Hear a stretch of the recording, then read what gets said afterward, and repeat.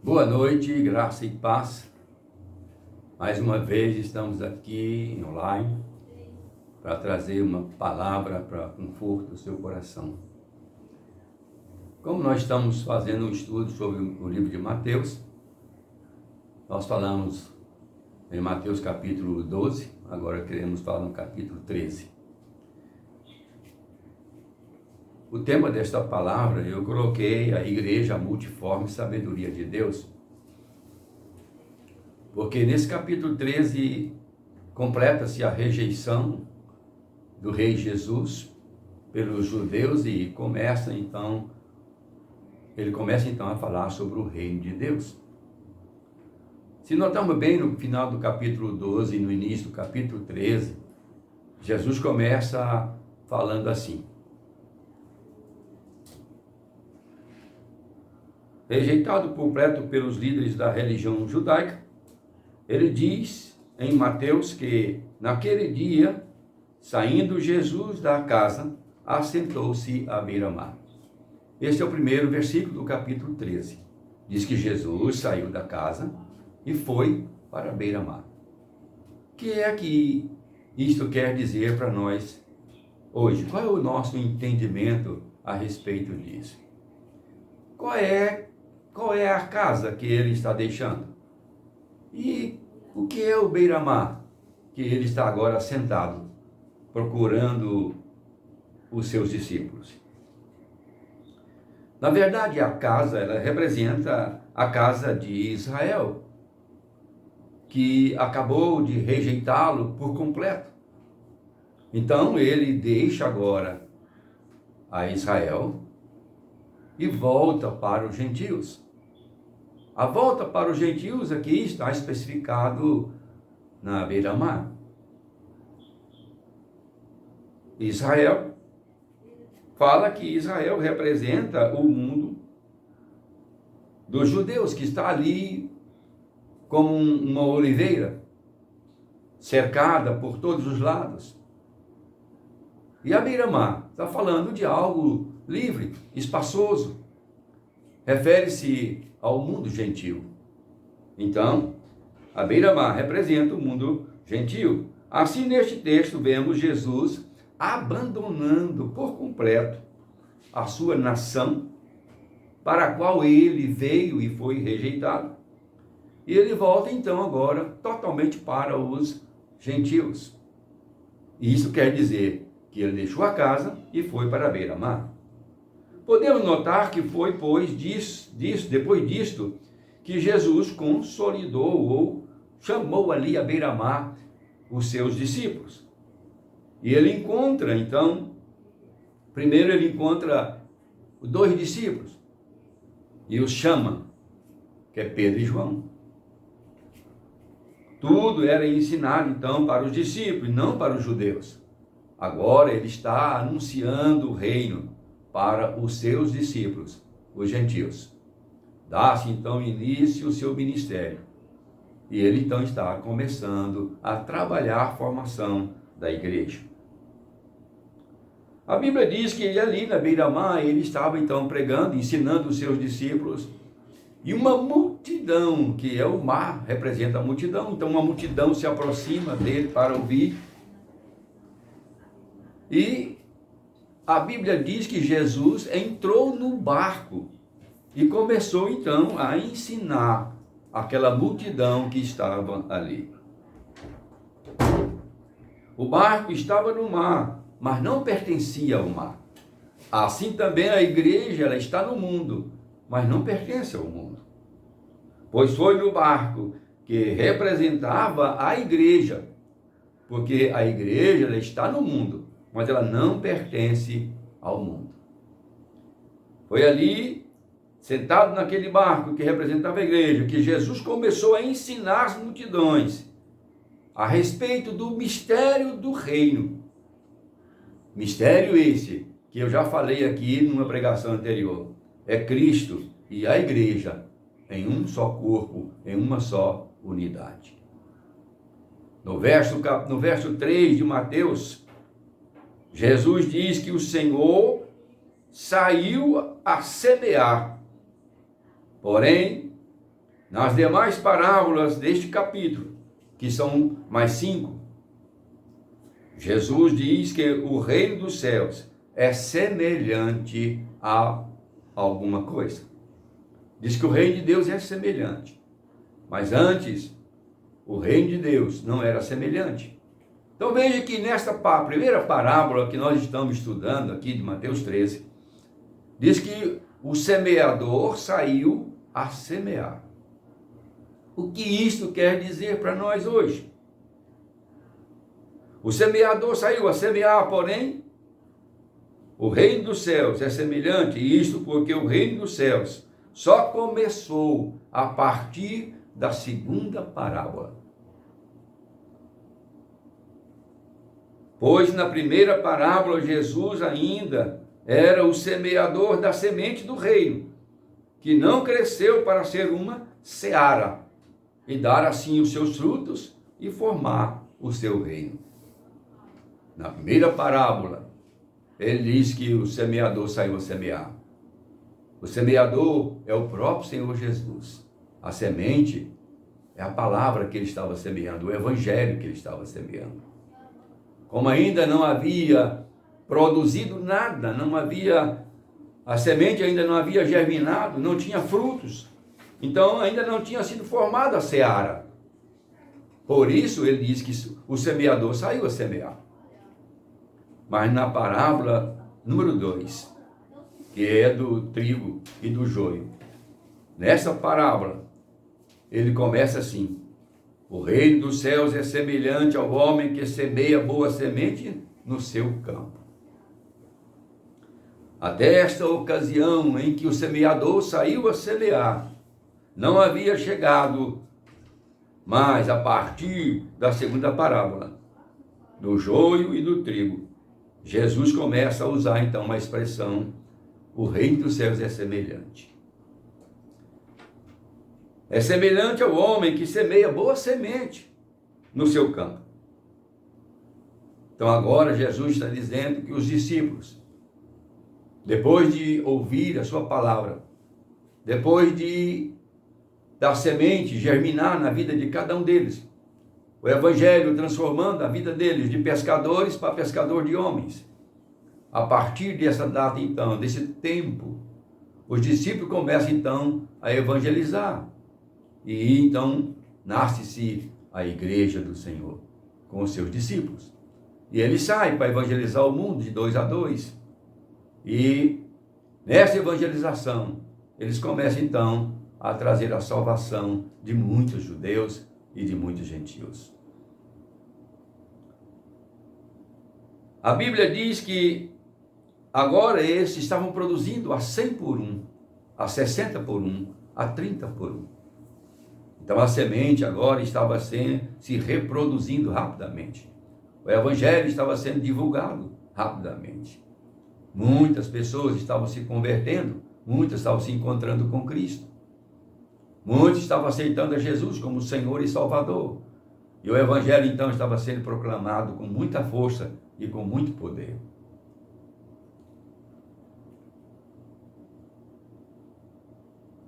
Esse terreno fala das pessoas que se dão a Deus todo o seu coração e por isso recebem a abundância do mistério do reino celestial.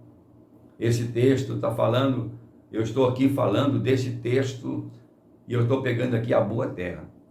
Não estou querendo falar sobre a semente na beira do caminho. Beira de caminho, nós sabemos que no Goiás chama-se trieiro. É o lugar onde todo mundo passa todos os dias, por anos a fios. E os pés pisam aquela terra com tanta força, com tanto tempo, que o chão fica duro e pisoado. O que acontece? Nada que cai ali pode nascer ou produzir. E assim, diz que as aves do céu vêm e comem a semente. Não quero falar também hoje muito sobre essas sementes que não geraram, que não produziram. Cada uma tem o seu sentido, nós já sabemos disso. Tem a que cai lá no pedregulho, não tem terra suficiente, não dá raiz. Então, a planta nasce, mas o sol é muito quente. O sol que havia fazer dela uma semente boa e que pudesse produzir muito, queima, o calor aquece e a semente então não germina. A que cai no meio dos espinhos, os espinhos sufocam e matam a semente. Aqui os espinhos fala de uma erva daninha. Ela não permite que a boa semente possa reproduzir.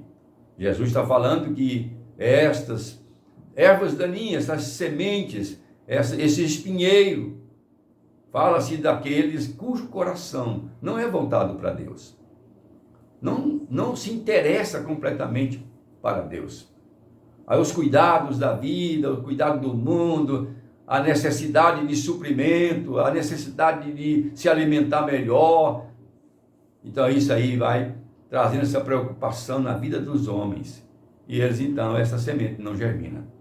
E assim, os cuidados do mundo sufocam a semente.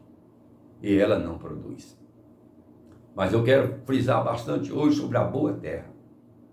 A boa terra são aqueles cujo coração se quebranta, cujo coração são transparentes, cujo coração são dados totalmente a Deus. A boa terra são homens preparados do coração, são homens voltados completamente para Deus, homens transformados por Deus. E eles se dedicam totalmente. O coração só pertence a Deus. O coração só tem Deus, não há outro. Esta é a boa terra, onde a semente do Evangelho cai e produz a 100 por 1. Não é mais 60 nem 30, é a 100 por 1. Essa é a terra boa que Jesus falou, que vai reproduzir e vai encher a terra de frutos. O reino celestial então foi implantado, as sementes foram semeadas, nasceram, se reproduziram, e aí então o reino dos céus foi estabelecido.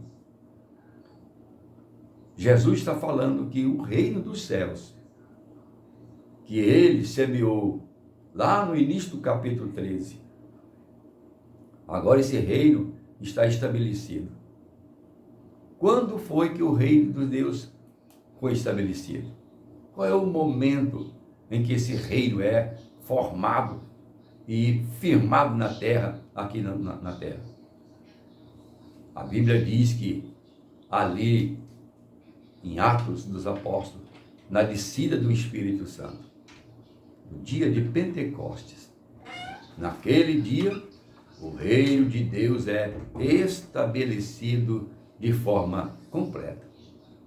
O reino dos céus foi estabelecido a partir do dia de Pentecostes, onde a igreja recebe o Espírito Santo.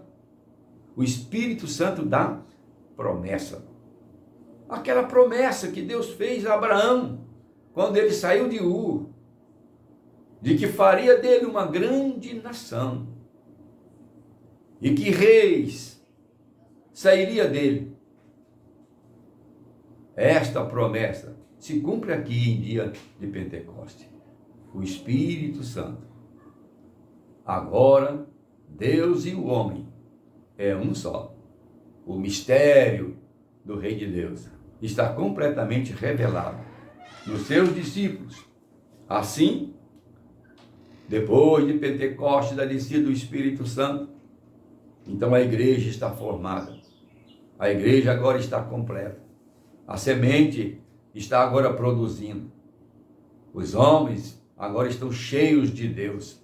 E Deus está cheio dos homens. Deus e os homens, uma unidade tremenda e maravilhosa.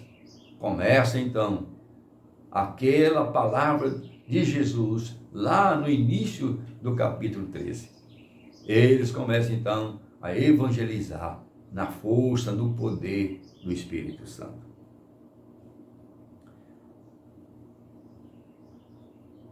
O Pentecostes, na verdade, é o cumprimento da palavra de Jesus a respeito do mistério do reino.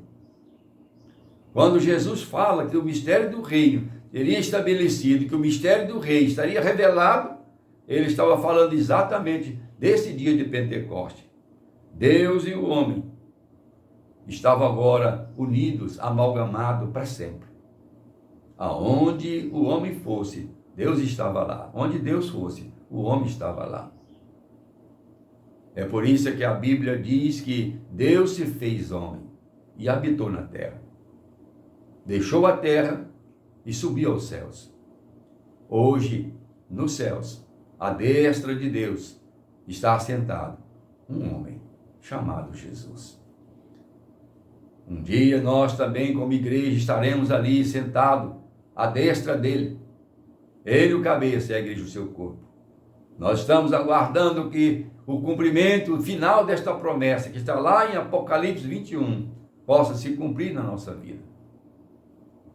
Um dia, nós vamos partir daqui, encontrar com o Senhor e ser um com Ele completamente, cumprindo então perfeitamente a sua promessa de um só reino, de um só rei, Jesus Cristo. Para os discípulos, agora, Deus estava neles e eles estavam em Deus. Os discípulos agora estavam cheios do Espírito Santo.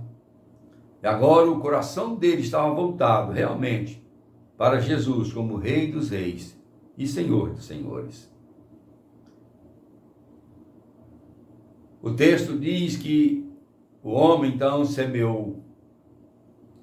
Este homem que estava agora semeando essa boa semente na sua terra, no seu campo, são os discípulos semeando o Evangelho, a palavra de Deus, cumprindo com a missão pela qual Deus os chamou. Mas a Bíblia diz que no campo também apareceu um outro tipo de semente, uma semente maligna, uma semente que é chamada joio.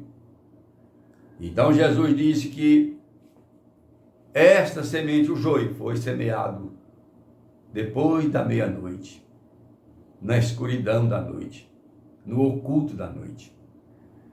O inimigo veio e semeou o joio para contaminar a boa semente, o trigo.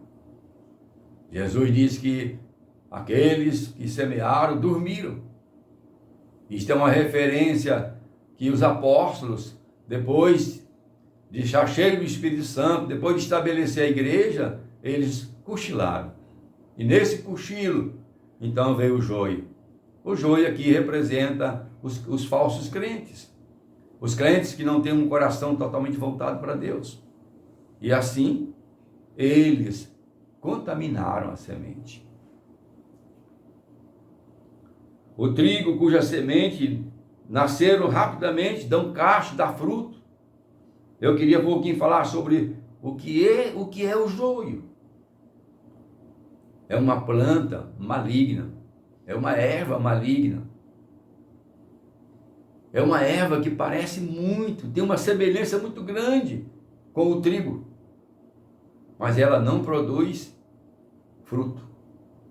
O joio produz uma semente que são veneno. São sementes tóxicas que causam sonolência. É por isso que na igreja do século 21 são tantos crentes sonolentos. Vai para a igreja enquanto está pregando a palavra, está ensinando o evangelho, está cochilando no banco, dormindo no banco.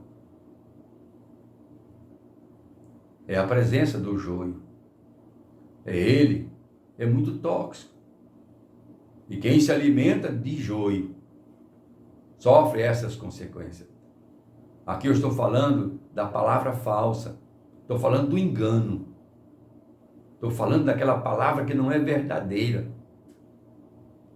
Que é uma palavra enganosa. Não tem base bíblica. Nós podemos dizer que o joio aqui é uma palavra falsa. É uma doutrina falsa.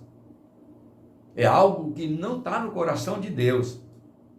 E que Deus jamais pensou em trabalhar uma coisa falsa assim. Então, essa semente do joio era tóxica, ela causa sonolência, ela causa náuseas. Sabe o que é náusea?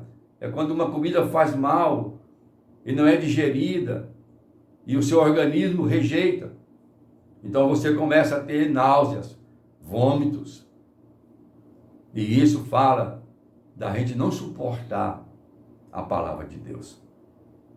A gente não suporta. Tem muito crente que não suporta a palavra. Para ouvir a palavra é um pesadelo, é um mal-estar. É como se a palavra não fizesse bem para ele. Então, causa náuseas, causa convulsões e pode até levar à morte espiritual. Uma palavra enganosa pode matar você espiritualmente. Por isso, nós frisamos na Luz para os Povos que a nossa palavra tem que ser a palavra de Deus. Tem que ser palavra da verdade. Tem que ser aquilo que está escrito. Nós cremos no que a Bíblia diz e nós não mudamos a nossa maneira de pensar. Porque nós pensamos de acordo com o Evangelho que Jesus deixou para nós. A diferença da semente do joio e da semente do trigo é que a semente do joio ela é preta, é uma semente escura. Mas a semente do trigo, você sabe, é um amarelo dourado. Esta é a diferença. Por isso Jesus disse, olha, deixa os dois juntos, não corta antes. Ainda que vocês cochilaram e entrou a falsa doutrina, entrou o falso ensino, não tente eliminar. Jesus está dizendo que nós na igreja não podemos eliminar os crentes falsos, não podemos eliminar aqueles que não têm um coração voltado para Deus. Não podemos fazer isso. A igreja é do Senhor Jesus. Nós não podemos acrescentar e nem tirar ninguém da igreja. A igreja é um organismo vivo. E nós não podemos, então, fazer isso. Jesus está dizendo, olha, não tente separar agora. Deixa aí. Ele está falando do tempo do final, lá de Apocalipse. Ele diz que não somos nós que temos que separar o crente certo e o crente verdadeiro. Mas lá em Apocalipse, no final dos tempos, Jesus disse, está dizendo aqui no Mateus capítulo 13, na parábola do joio, quem vai fazer essa separação são os anjos. Por isso, amados irmãos, precisamos ter um coração cheio do Espírito Santo. Precisamos ter um coração voltado completamente para Deus. O nosso coração tem que ser total para Deus. Não podemos ter um coração dividido. Não podemos. O nosso coração tem que ser totalmente dele, por ele e para ele. Jesus disse que no final dos tempos, sim, agora os anjos, eles vão vir. E a Bíblia diz que os anjos virão e eles vão cortar. Toda a lavoura vai ser cortada. Mas primeiro, ele vai separar o joio do trigo. Porque não tem como enganar a Deus. Não tem como enganar aos anjos. Cada um de nós vai ser condenado ou justificado por aquilo que nós fizemos, pelas atitudes que nós tomamos. São elas que estão todas registradas na eternidade. Por isso a Bíblia diz que um livro vai ser aberto e lá vai estar escrito tudo aquilo que nós fizemos, toda a atitude que nós tomamos, diz que toda palavra frívola que nós falamos, está tudo registrado no livro. E esse livro vai ser aberto. E é por esse livro que os anjos vão separar o joio do trigo. E isso está na segunda parábola, do trigo e do joio. No Antigo Testamento, Israel era considerado como as uvas que crescem na vinha. Olha só, lá no Velho Testamento, Israel são uvas que estão cercadas na vinha. Vinha fala de um terreno cercado. Vinha fala de um terreno limitado. Vinha fala de alguma coisa que é ocupada só pelas uvas. Então, no Velho Testamento, está lá confirmada esta palavra. Israel são uvas que estão enclausuradas na vinha. Essa vinha só pertencia a Israel. Nenhuma outra nação poderia entrar lá. E eles também não poderiam sair de lá para nenhuma outra nação. Era a vinha, era exclusiva de Israel. Por isso, nós estamos falando sobre lugar fechado e lugar aberto. Podemos também aqui dizer que aquela casa que Jesus estava era a vinha, onde só havia Israel, só os judeus. Por isso, quando Jesus está pregando o evangelho, ele diz que está voltado para os judeus. Inclusive uma mulher que chega para ele pedindo socorro e tudo. Ele fala, eu não posso pegar o pão dos meus filhos e dar para os cachorrinhos. Jesus está dizendo, eu não posso tirar aquilo que é dos judeus e dar aos gentios. Eu agora vim para os judeus, eu tenho que cuidar deles. Toda a pregação do evangelho era para os judeus. Então, aquela casa que simbolizava Israel, simboliza também as uvas guardadas dentro ali daquele cercado, da vinha.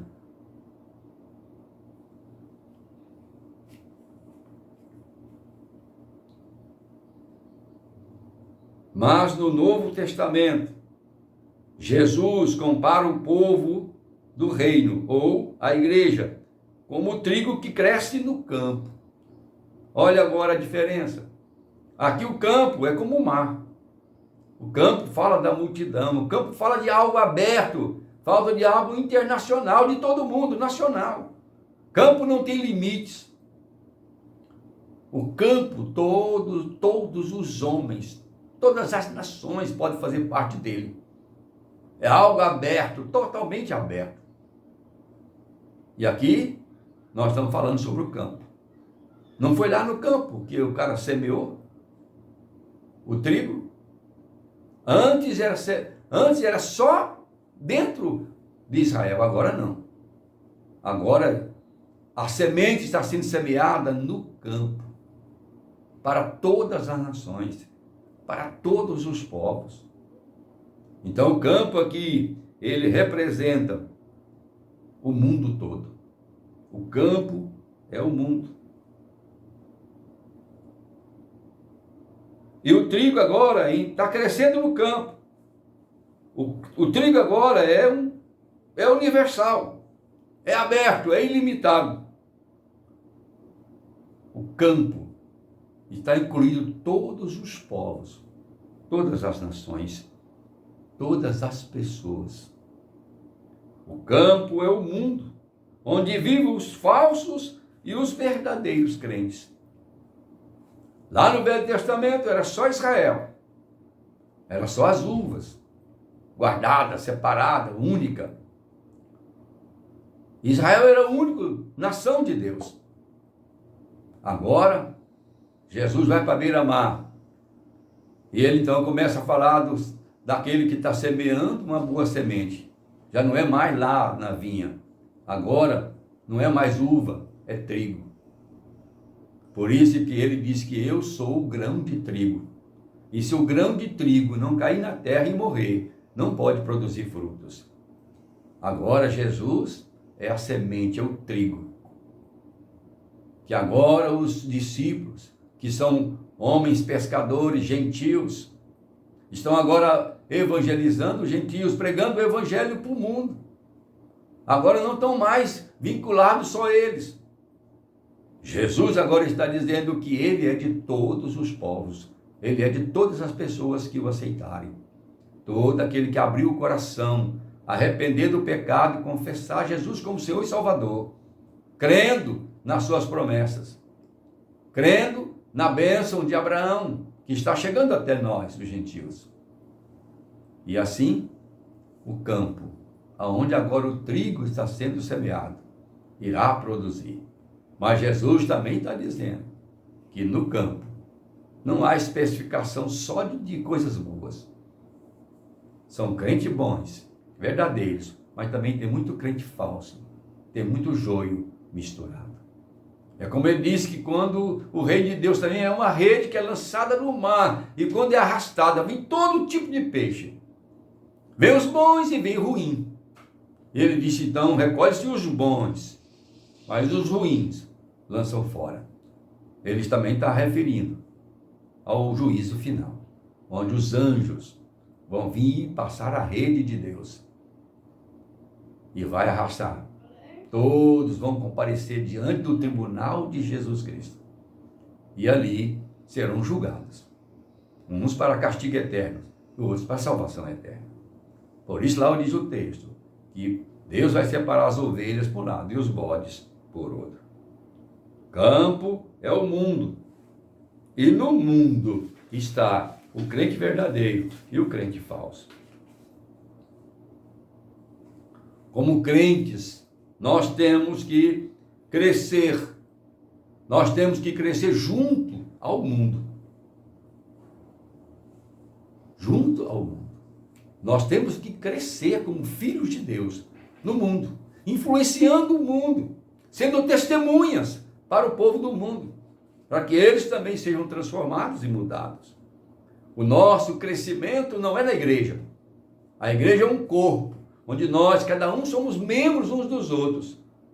Todos temos a mesma responsabilidade de trabalhar e sustentar e trazer o crescimento do corpo.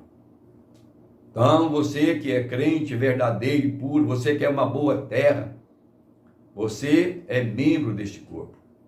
Você precisa trabalhar para que esse corpo possa crescer. O crescimento do corpo, sadio e perfeito, é responsabilidade minha e sua. É isso que o texto está dizendo. Por isso eu coloquei o tema, que era a igreja multiforme, sabedoria de Deus. Porque é naquela semente semeada no campo, no mundo, é ali que vai surgir a verdadeira igreja. E a falsa igreja, só os anjos podem separar. Nós não temos autoridade nem direito de apontar essa ou aquela igreja como falsa. Isso só Deus pode fazer, só os anjos podem fazer. E isso será feito no final, no juízo final. O nosso problema, a nossa dificuldade, o nosso dever hoje, como cristãos, é servir a Deus de coração inteiro. É abraçar o Evangelho inteiramente. É crer naquilo que a Bíblia nos ensina. É ter uma experiência de transformação. Nós precisamos ser o trigo verdadeiro e bom. Nós precisamos hoje, como igreja, produzir o alimento bom, tanto para Deus como para o homem. Essa é a nossa obrigação, a nossa responsabilidade. Nós precisamos produzir frutos que agrade a Deus e agrade também os homens. É para isso que nós estamos aqui. Somos testemunhas. Está lá no Pentecostes, Atos 1:8, que nós receberíamos o Espírito Santo para ser testemunhas e para pregar o Evangelho a toda criatura e batizá-los em nome do Pai, do Filho e do Espírito Santo. Precisamos produzir esses frutos. E os nossos frutos têm que ser de acordo com a nossa natureza nova que recebemos dele no dia do nosso novo nascimento. É essa natureza, a natureza de Jesus, que é amor, paz e alegria.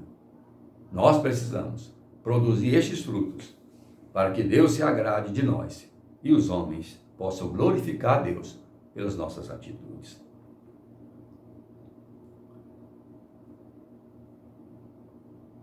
Recebemos uma nova natureza, a natureza do Espírito Santo.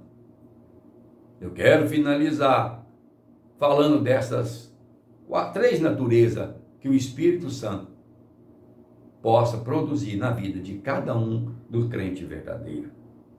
A semente de pregar o Evangelho, fazer discípulos, anunciar a volta do Senhor Jesus. Isso são os frutos que nós temos que produzir hoje, para que possamos agradar a Deus e também aos homens. Quero, nesse momento, fazer oração. Pai, em nome de Jesus, abençoa a tua igreja. Pai, em nome de Jesus, que a graça do Senhor seja derramada profusamente na vida de cada um dos meus irmãos. Pai, que os crentes verdadeiros possam produzir frutos dignos de arrependimento, frutos que haja de agradar a Ti e também àqueles que estão ao nosso redor. Que eles possam ver os bons frutos em nós e glorificar o Seu nome. Pedimos isso em nome de Jesus. Deus abençoe vocês. Amém. Amém.